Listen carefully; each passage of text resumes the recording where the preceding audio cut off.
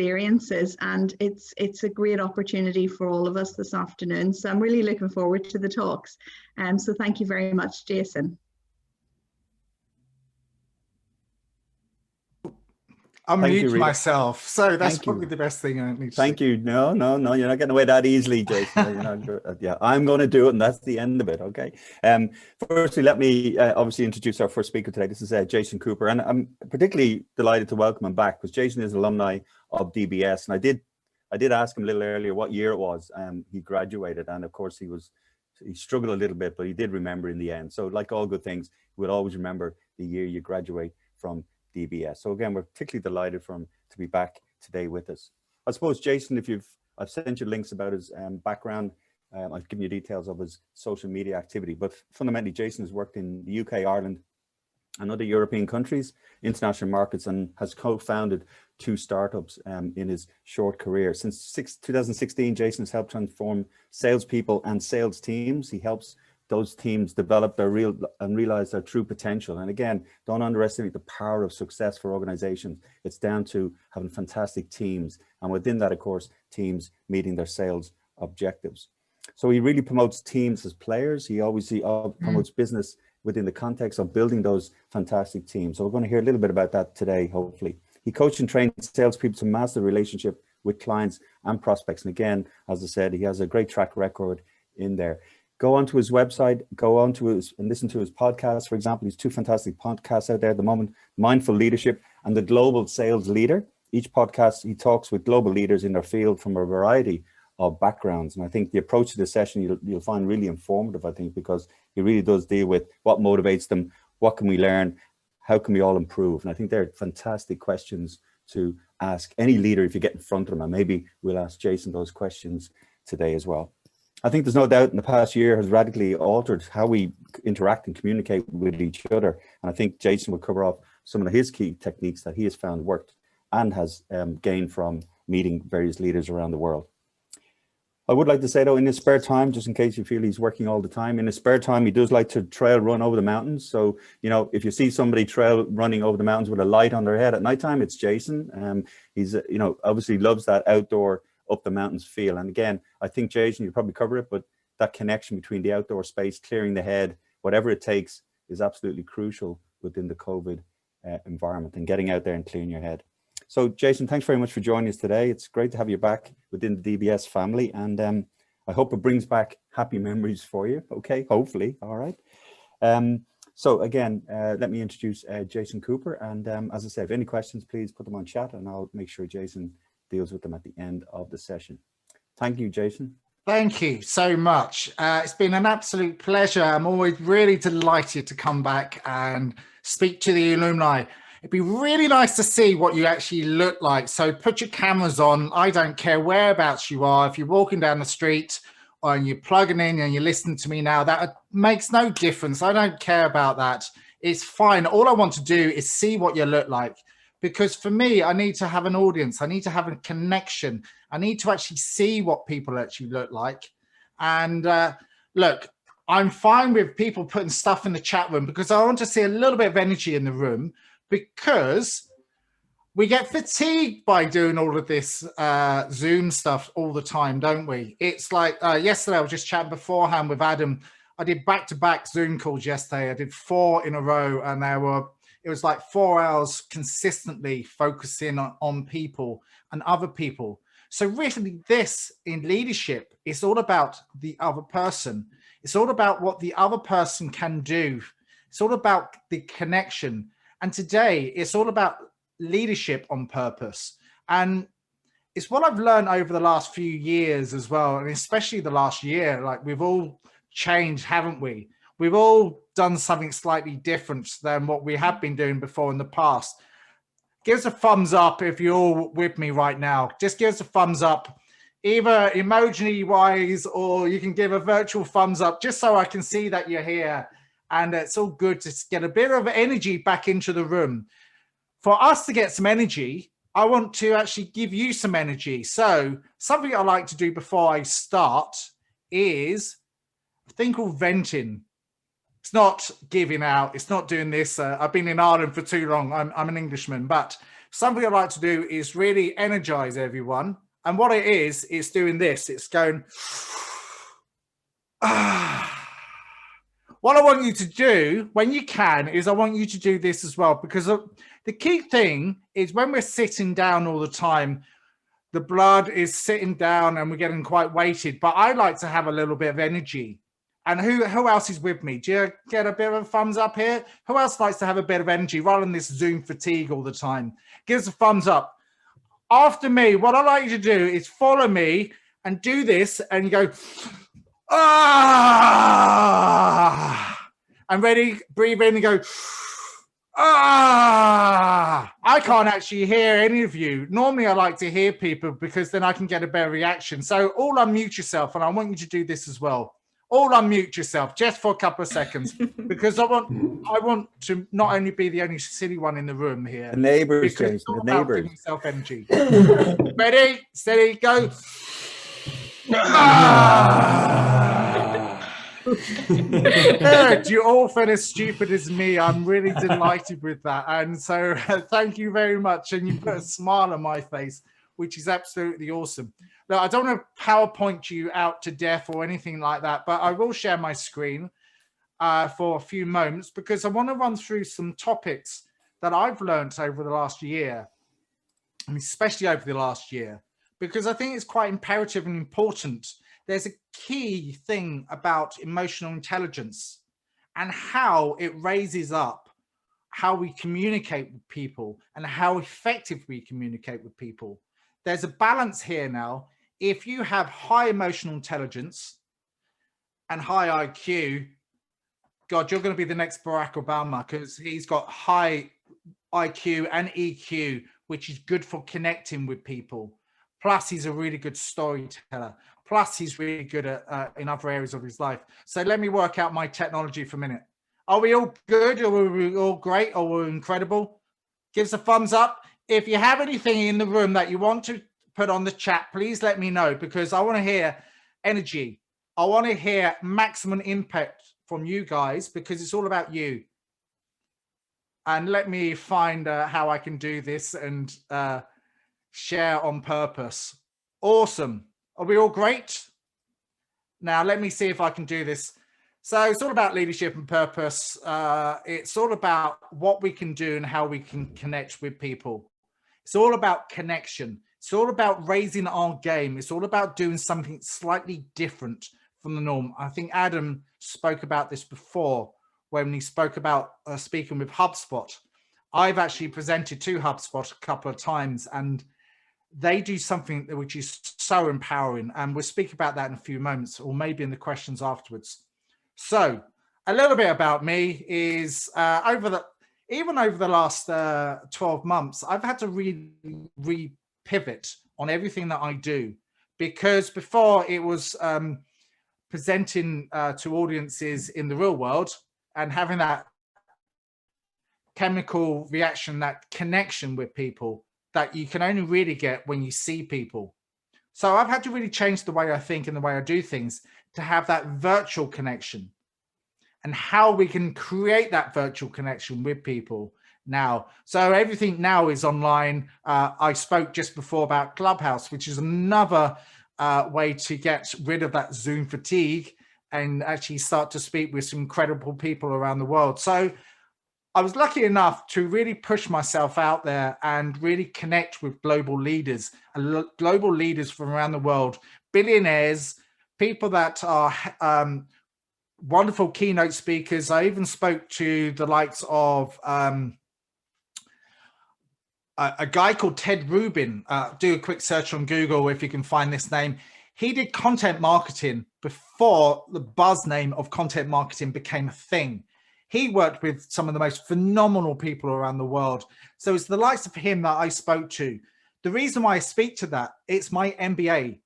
It's my MBA of learning. I've learned so much and built and raised my game.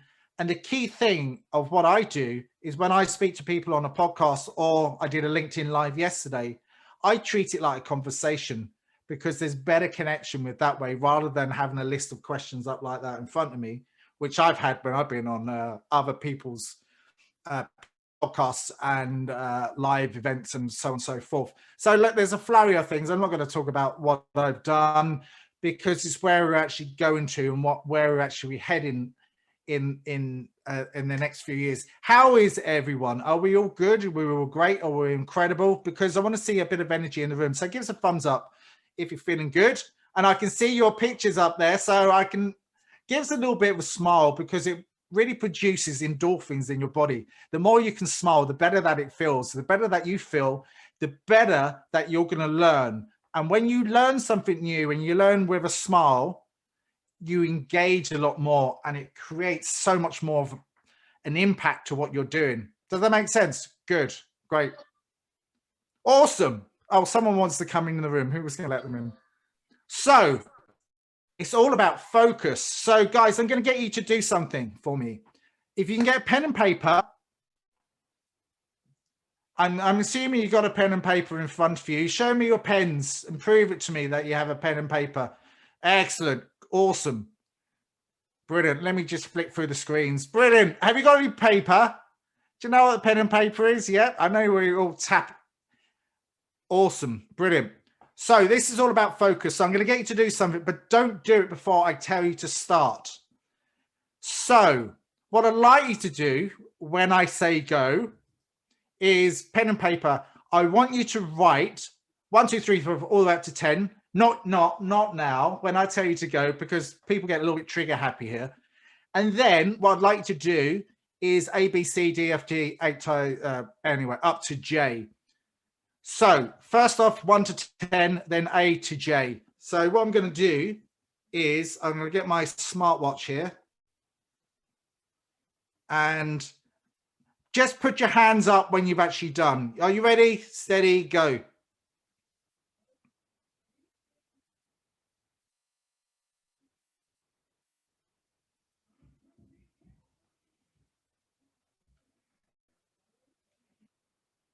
Awesome.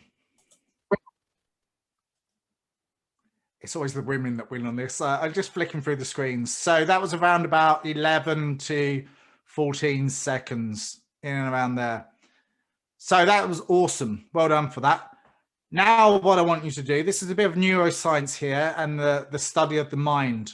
And I tell you the reason why we're doing this. So what I'd like you to do next when I say go is I want you to do A1, B2, C3, all the way up to J10. So let me stop. Are you ready? Steady, go.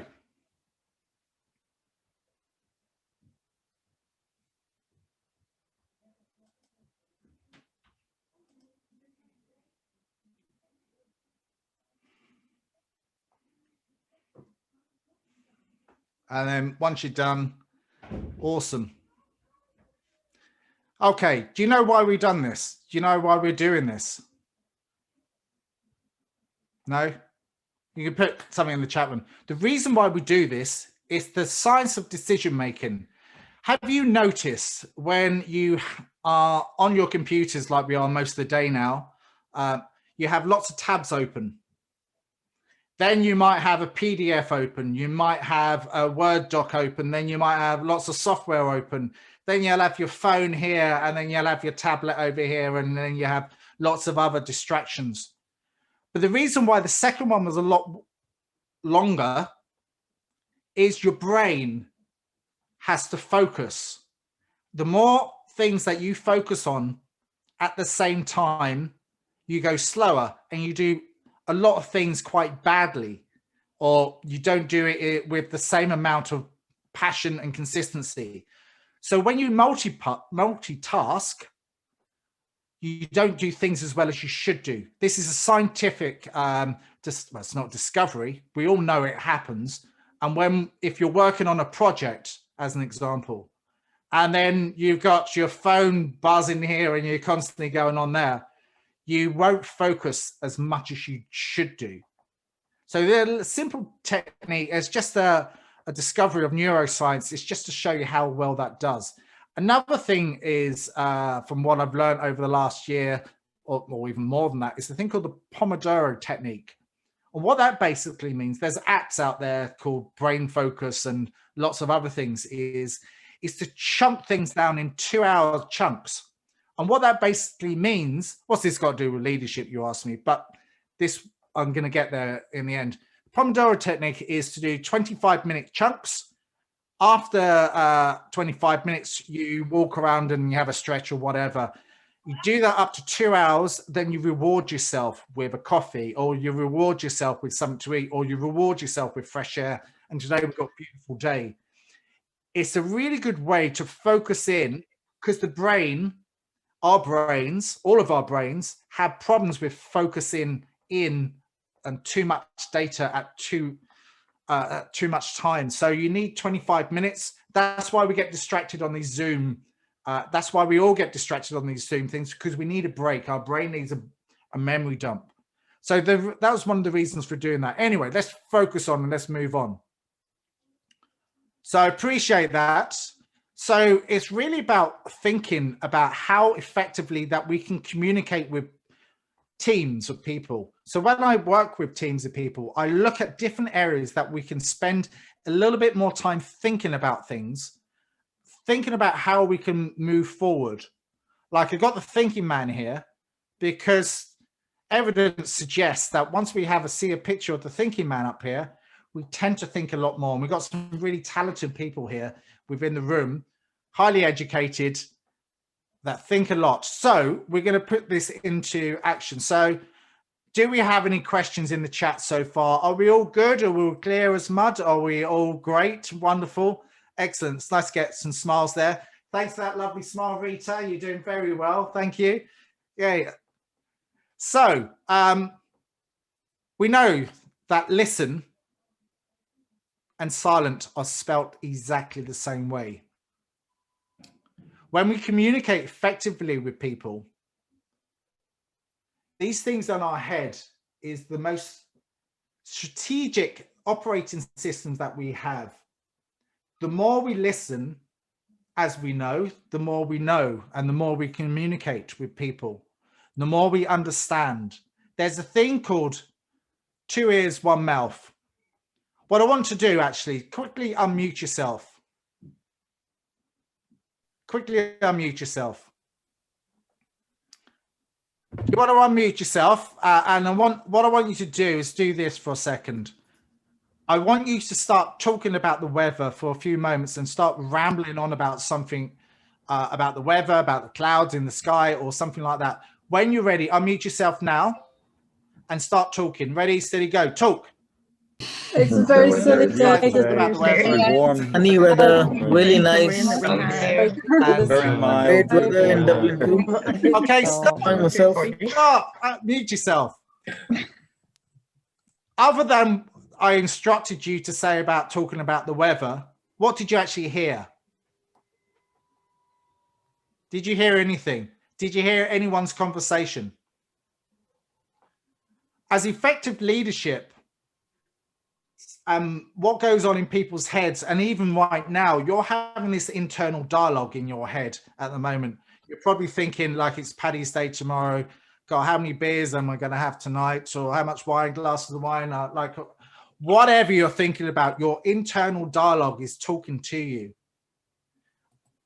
The skill for me, the skill for you, and the gift forward, how effectively can you listen to what the other person is saying?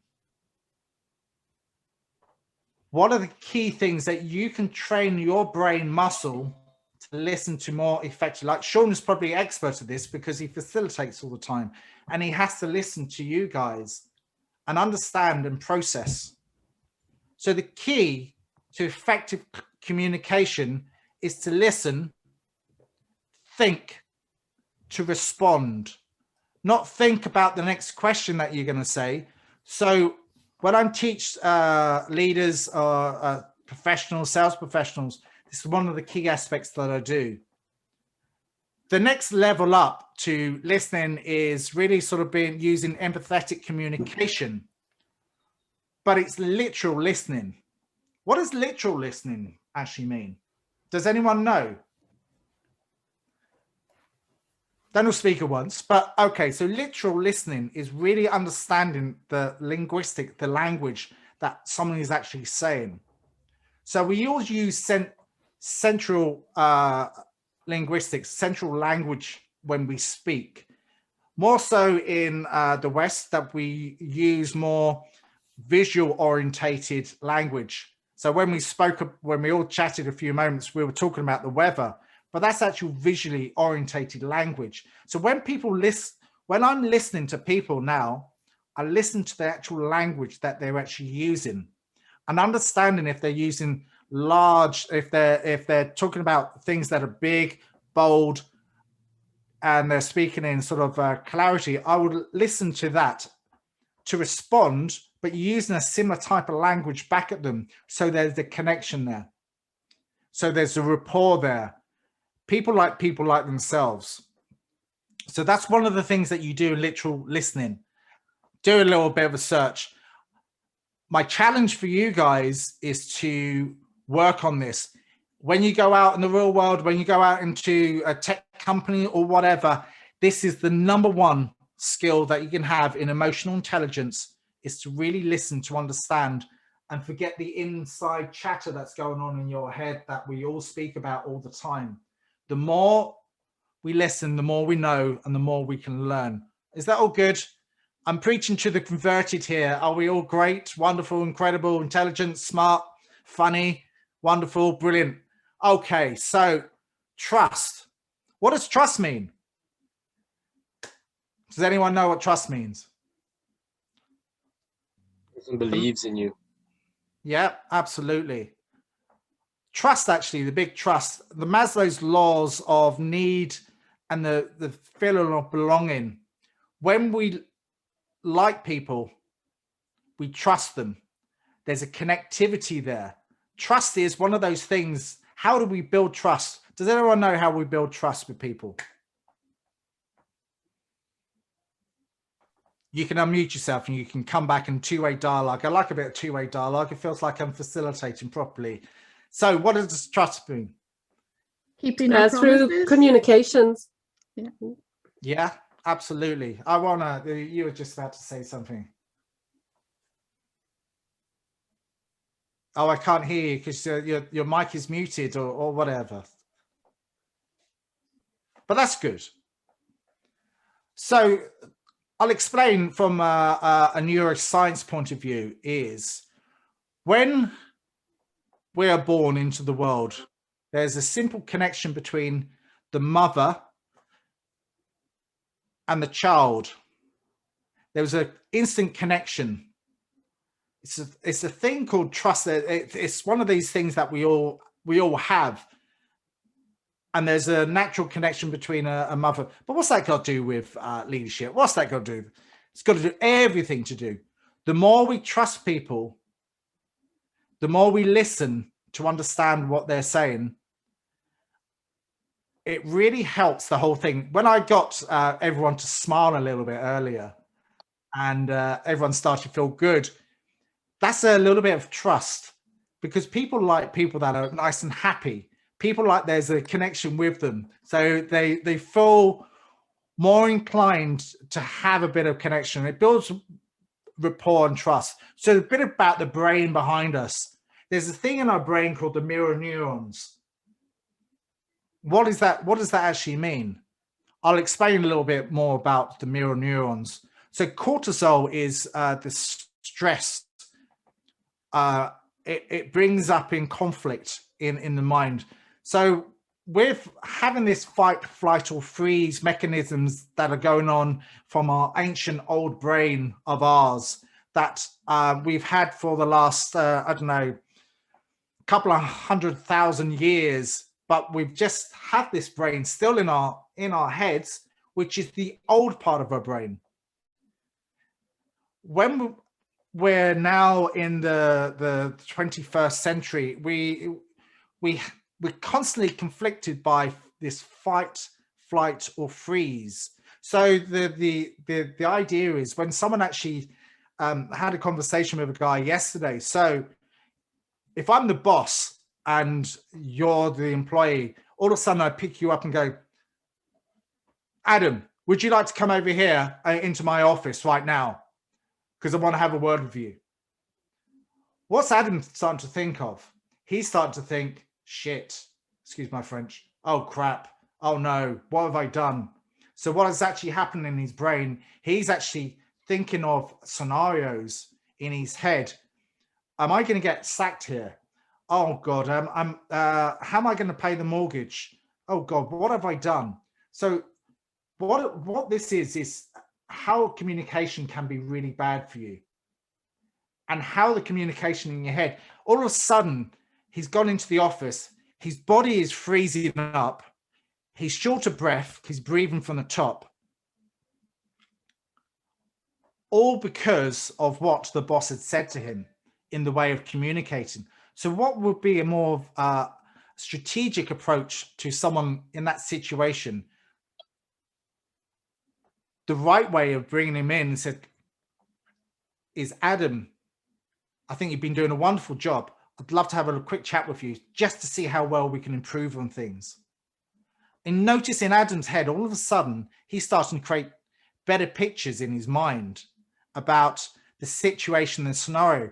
We all think in our heads in stories, and we all visualize in stories all the time. As you're speaking to me now, you're probably thinking in a story or picture in your head of what's actually, where's Jason going with this? So when we connect with people, what I'd like you to really start to think of is, how can you create a better story to connect with people? There's a whole day's workshop I can do on this, but the bigger you can impact people is to create a good, wonderful story to build up a wonderful connectivity within the mirror neurons in our mind. As I say, people like themselves, which creates trust. It also creates rapport. It also creates that feeling of understanding. I like you, you're similar to me. Are we all good? Are we all great? Are we incredible? Fantastic. So let's start to move on. What I like, actually, let me just stop my video for a second. Bear with me. Hold on. Okay. I'm just going to stop, I hope.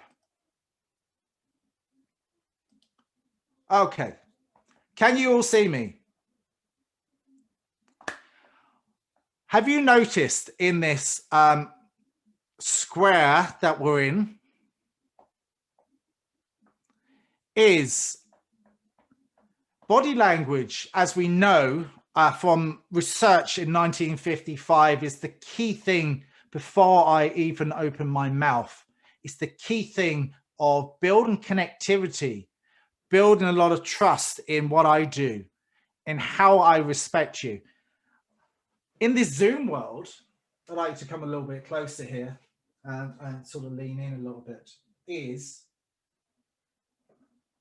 in the real world, if I stared at you like this, you'd probably think I'm a bit of a nutter. But in the virtual world, I can actually get away with it because all I'm doing is I'm talking to the camera. You can see my face. You can see my backdrops behind me. So if I start to lean back a little bit, you don't know what's going on behind. I'm actually in shorts today because it's actually quite nice, but I've got a shirt on. I've actually got nice context behind me. So when I normally start a conversation, I normally like to find out where everyone is. This is something that you can do in, this is how people work in business now. How I advise people is to have really good body language, because body language is a really good way of connectivity to other people. The bigger they open the body language, and sometimes it's got to be connected to what I'm actually saying. So when I interviewed a guy called Mark Bolden, which is one of the world's leading experts on body language, he actually taught me how to do a lot of things. And also an interrogator called Scott Rouse. He actually interviews the FBI to help them interrogate people. But he also showed me how to be more effective with the body language that we do, especially online. So my suggestion to you, and when you're having lots of communication online, is raise your laptop up. I'll just show you mine, actually. I'm just going to move mine. So I've got mine like that. I've got it raised up like that. So I've got a couple of books underneath, and then I've got a second screen here like that. And tomorrow I've got a desk, so I'm actually going to be standing up, because the brain likes it when we're all standing up. Excuse me, I've lost my second screen. So I'll be all clear as mud here. So it's just something that you can do logistically. And you notice behind me, I've got a ring light. This is what people like to do now, is to really start to engage. And plus I've got a mic here, but you don't necessarily need a mic, a professional mic like that. How is everyone? Let me share back to the screen, because where we're actually going, I don't know how much time I've got, but I'll just carry on. I'm sure I'll get kicked off when I've done enough of this. Is this all making sense? Are we all good? Let me find that. Awesome. So certain things you can do to really create. What I like you to do is have a straight back. What I like you to do, I know my grandfather always used to say, is keep your head up. There's a direct correlation between the brain to your physiology. So the more straight you are, the better that you are. If you can get hold of something to raise your desk up, you're 10% more intelligent when you stand up. You're 10% more engaged when you stand up. So something I want you to actually do, you know, when you're walking around, you think of all the ideas. This is exactly when you're standing up and you're on your work desk.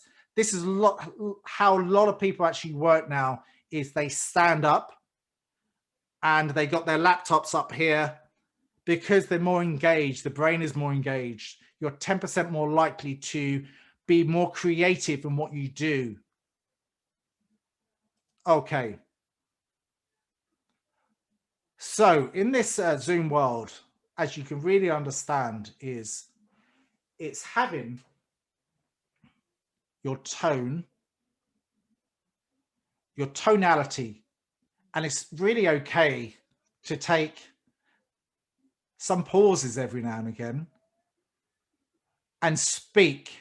I can actually speak really slowly, but speak with passion about everything that I do, because I love doing this, because it's one of the most fundamental things in my life, is to find what works for you and your passion. Something I posted the other day on social, I can't remember which social platform it was. It's taken a while for me to find my passion in life. Like, there's been lots of ups and lots of downs and lots of highs and lows.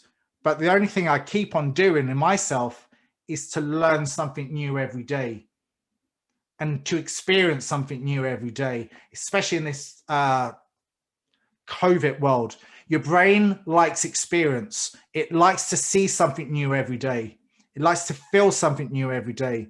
So when I speak, I vary my tones up and down all the time, just to hopefully make you a little bit more interested into this PowerPoint presentation. And you've been killed off by PowerPoint presentations over the last few years or whatever, but you know, it's how we effectively communicate with other people, but by doing it more effectively, because the way we use our language is affecting someone else. There's a thing called transference of our linguistics, our language, that can affect other people to change for the best or for the worst. But I want to make sure that whatever you say is, you say the most effective thing possible. I'll give you an example. I go down to my local cafe every now and again, and here's my coffee, by the way. So every time I walk in there, I go, "How are you doing today?" And then I say, "Well, what's making you smile today?" So what that does, it empowers other people and makes them feel good about themselves. And that's exactly what you do in leadership. You make other people feel good about what they're doing. It's very simple. And whatever you do in life, just remember those things, because it's really good. So there's a direct correlation between my voice, my body language, and what I'm saying, what I'm doing. There's neurotransmitters all over our body, in our heads, that's making you think right now. Hands up here that gets a gut feeling. Do you get a gut feeling about something? Do you act on it or not?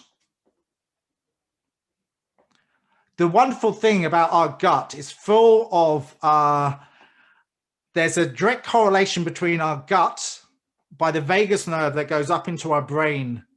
When you get that funny feeling in your gut, you get that gut feeling and go, damn, I wish I should have trusted my gut feeling on this. There's neurons, apparently, there's neurons in the stomach that go straight up to the brain. So trust your gut feeling. It's a really powerful thing to do.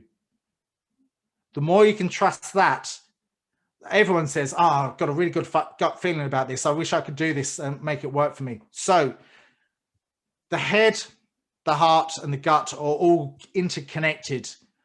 Again, what's this got to do with leadership? But it's a lot of this along the way will really help you move forward and make sure that you're more effective at what you do. So empathetic communication and building more respect to other people is, Brandon, I can see you now. It's really to understand what it's like to be in your shoes, especially in this COVID time, even more so in this COVID time. There's a lot of stress. There's a lot of anxiety out there, which is understandable because we're level 5 lockdown, which is really, well, we're sociable creatures. So really understanding you and how you can best perform, and for the likes of Sean and Rita, how they can best facilitate out with empathy, really sitting in your shoes, really understanding what's going on in your mind. That's one of the biggest things that leaders and leadership can actually do. What we are missing in the big corporates is the coffee breaks, the sitting down after we've had everything else and having a chat about things. So key thing that we can do now as leaders is to allow you to have 15 minutes coffee break and allow you to just talk about the weather or whatever, or talk about and discuss things that are actually being taught to you then, because that's the best time that we'll learn and grow from other people. So those 15 minutes or that lunch break is then we communicate. So suggestion going forward. And this is what a lot of the biggest leaders now are actually saying and suggesting, is to have those coffee breaks, to have something that's not in your world, it's academic, have something that is sociable, have something that can create, I don't know, talk about a book, talk about something else, talk about a movie, or whatever it might be, so we can all learn and grow in that way. Are we all good? Are we all great? Are we incredible? Are you still listening? Because I have been rattling on over the last couple of minutes because I want to make sure I give you the maximum impact so you can learn and grow. And that's all I'm into, is people learning and growing. So meta empathy, I'm not going to go too much into this. It's almost like, so meta empathy is seeing things from a different perspective. It's a holistic way of looking at things. So imagine that you're chatting with a friend, hopefully eventually that you see a friend in the real world or a colleague. It's almost like having, this is more of a technique than anything. You can practice and try it yourself. So from the perspective of the first person that you know, then as if I'm sitting in Adam's shoes for a second. So the second perspective is known as the second position. And then holistically, it sounds very out there, but it's a really good process to really understand different points of view from a different position. So you actually understand what it's like for you talking to someone else talking to you, but then almost like a fly on the wall documentary, seeing you both communicate. This just takes a little bit of time and using your visualization, because some of the most effective leaders, if you've ever read Think Rich, Grow Rich by Napoleon Hill, written over 100 years ago, it talks about Napoleon Hill interviewing the most phenomenal leaders in the world at that particular time. It's been modernized since then. I suggest you to read it, because what he talks about is closing his eyes and visualizing people from different perspectives and understanding what people actually are thinking of from a holistic point of view. It's been taught again and again and again. The biggest leaders in the world visualize all the time. They visualize success. They visualize conversations. Even me, I visualized having this meeting before I actually did it. It's a huge, powerful technique to do. This is just one of them.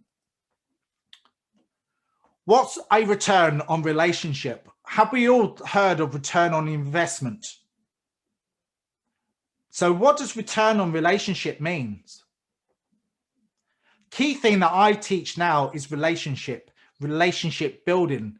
If I can create a loyal customer, they're with me for life. That's return on relationship, not return on investment. Return on investment is you're going to get the investment later on down the line. But let's not think of that.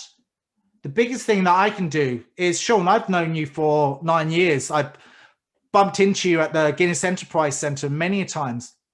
That's relationship. Imagine that, return on relationship with your customers.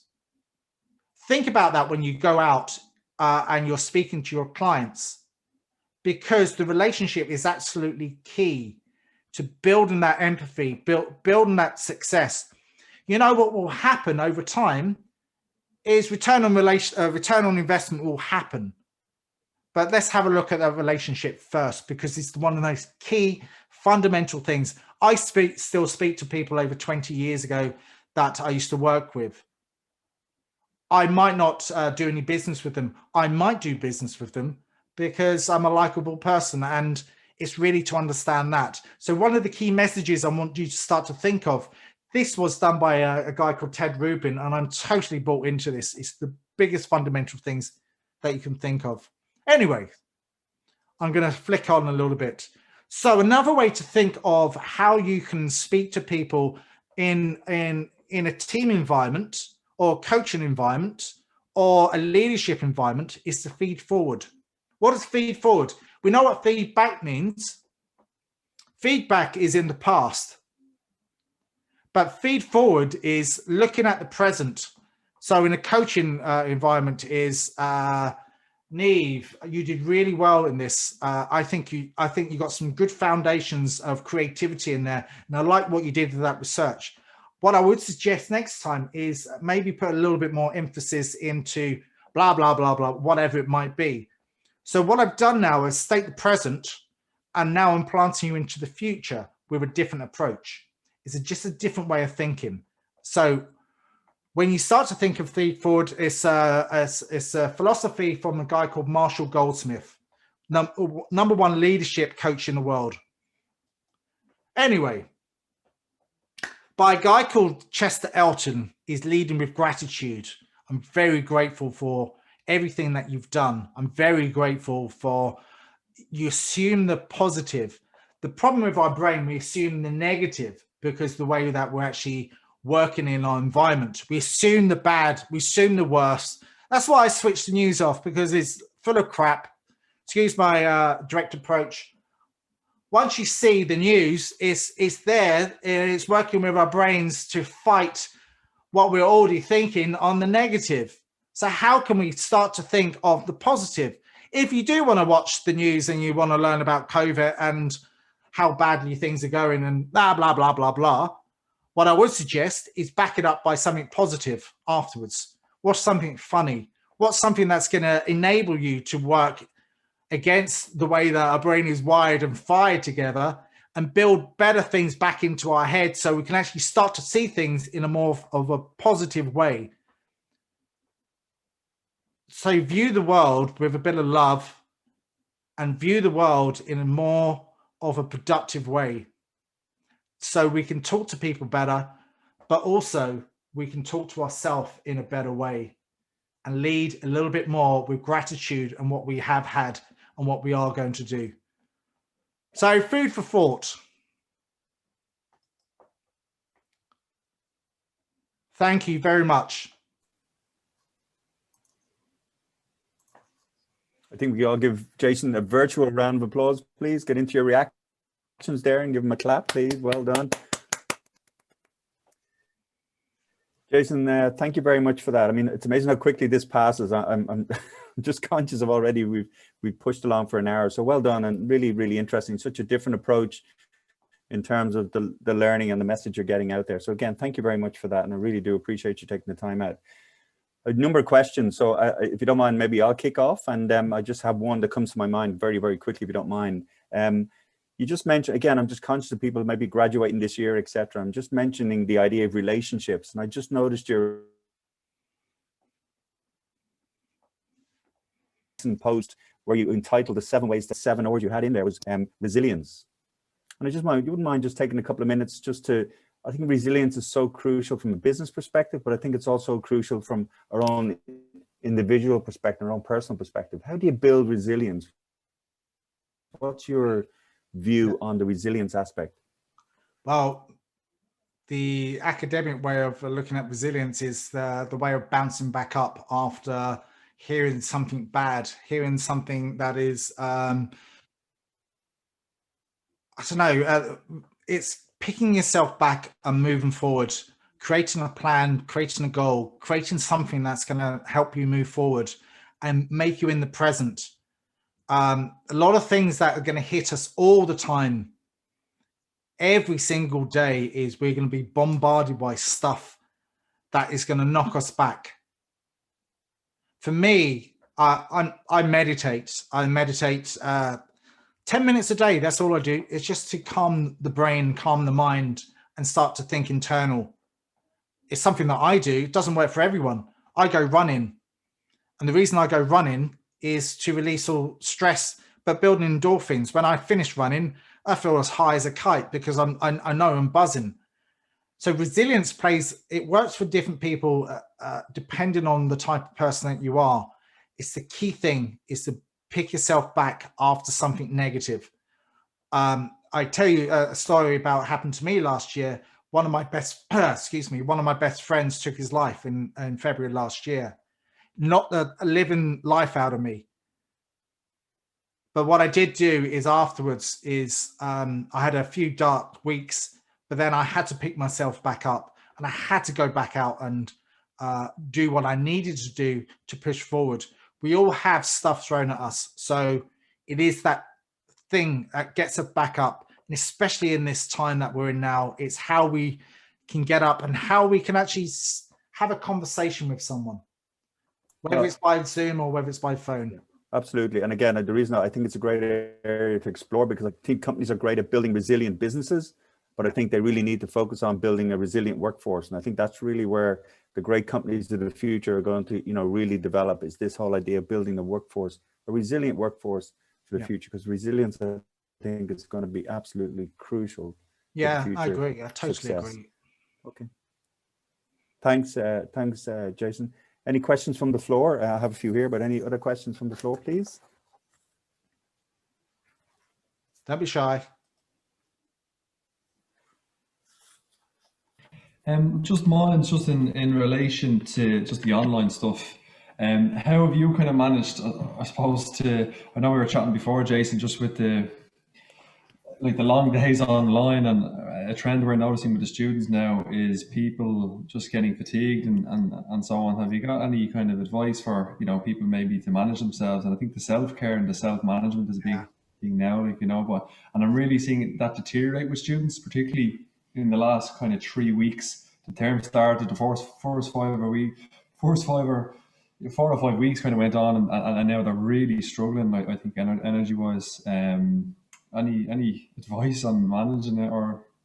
I would suggest, I think I might say it in the presentation, is use the Pomodoro Technique, is 25 minutes chunks, stretch. I did that venting thing because I want to make sure that you don't get too fatigued. The key thing is keep yourself oxygenated. Breathing techniques is wonderful. It's a wonderful thing to get yourself back in. Stay away from the screen, stare at something else, walk around the house. A technique that I always do is on other presentations, I get you to run around the house and pick stuff up, because once you're active, your brain's engaged, and then you come back. And again, I always look at humor as well, because humor is the best source of my head to keep myself engaged. If I'm like yesterday, I did 4 back-to-back Zoom sessions, and my head was spinning, and I suffer from a little bit of tinnitus, which makes it even worse at times. So that's why I have to listen even more. So again, I would stand up, stretch, walk around, do what you need to do, and then come back in. Give people breaks. If you're presenting or you're doing stuff, give people a break every now and again, because otherwise you start to get fatigued. It's an important message to lecturers as well, actually, who are delivering stuff probably, and even ourselves. I know in the like the Students' Union, we present stuff regularly, and it probably is, 30 minutes in, you need to say, right, there needs to be some sort of, not an interval, but at least be something to kind of, just to get people energized, to keep the focus high and the mood high. Yeah, do whatever you can to get people. Movement is what we're created for. So the more we can move, again, the brain gets stimulated, and we get stimulated to do stuff, and then we can just come back in. So make it as interesting, 3-dimensional as possible, and get people back into them. That's what I do now, as much as a dance break. That's a really good idea. Yeah. I'm just don't thinking ask us to stand up now, please. But the poor students who have 3-hour lectures, I'm just thinking there, like, that must be heavy on their bodies and their mood, and you can see why this event was advertised to thousands of students, and you can see just the appetite sometimes isn't there for people because they're maybe not managing themselves. And I think maybe in a shared approach, that maybe the people facilitating, if it's a lecturer, if it's a support staff like myself, if it's anyone hosting a meeting, if it's Rita here, Sean, whoever it might be, probably have to factor that in, because literally 3 hours is probably, it's impossible to teach that, or to be taught, or to learn in that environment. I've actually got some, last week, someone emailed me about this new technology, that this is for Rita and Sean actually. And I was blown away by how phenomenal it actually goes. It takes the emphasis of Zoom, takes the real world class, how we teach in the real world. It's called class.com. Have a look at it. It blew me away. I signed up for a demo because it's phenomenal. It's like the real world teaching, but online, but uses Zoom functionality. It's incredible. So have a look at that. I've got no invested interest in it, but it's really, really good. Takes it up to another level on the virtual world. I might try that break dancing class you're talking about there, Leon. Dance break. I'm sorry. Is it break dancing or dance break? It can be whatever you want. I'm preparing the music as we speak. Does it matter? Will it really matter, Adam? I hope not. I don't know if anyone else has any other questions. How often do you recommend going into the ventral vagal just a couple of minutes. Oh, sorry, Brandon. How often would you recommend going into ventral vagal states, like the expressing yourself, like the loud sighs, the touch, stretch? Would you recommend them trying to do them, say, before meetings and every kind of before a break, to get those kind of happy endorphins going? Yeah. So have a look at a video from Amy Cuddy.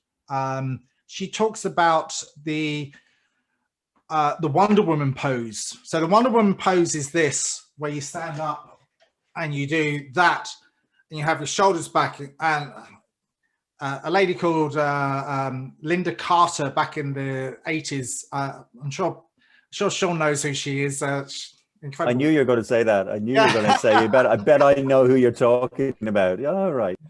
So Amy Cuddy, she's a behavioral scientist, but she talks about the power of posture, the power of how we can stand.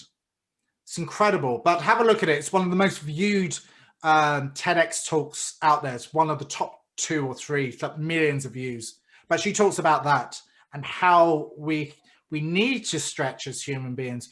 We need to breathe as human beings. And the more we do that, the better that we're going to be. And so again, it's all about movement.